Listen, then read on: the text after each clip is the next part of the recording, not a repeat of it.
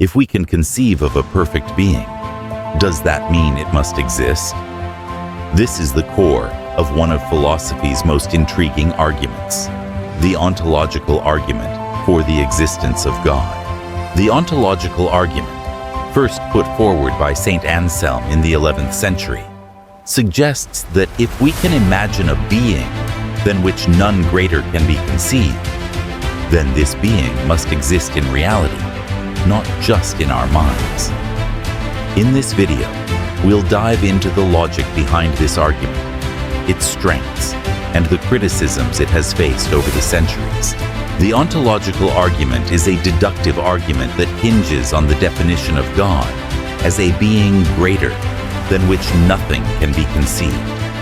Anselm argued that if such a being exists in our minds, it must also exist in reality, because existence in reality is greater than existence in the mind alone.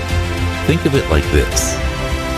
If we define God as the greatest possible being, then lacking existence would be an imperfection.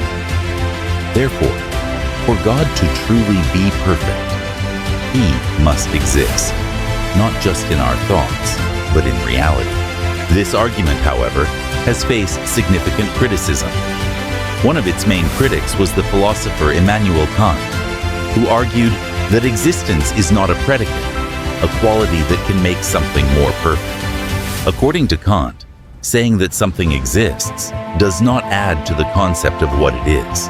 Kant's critique challenges the very foundation of Anselm's argument by questioning whether existence can truly be considered a defining quality of a perfect being. Despite this, proponents of the ontological argument, such as Alvin Plantinga, have refined the argument to address these challenges, using modal logic to suggest that a maximally great being is possible, and therefore must exist in all possible worlds. So, does the ontological argument successfully prove God's existence, or is it merely an interesting philosophical exercise? The debate continues to this day, with both supporters and critics offering compelling arguments. What do you think? Is existence truly a necessary quality of a perfect being? Share your thoughts in the comments.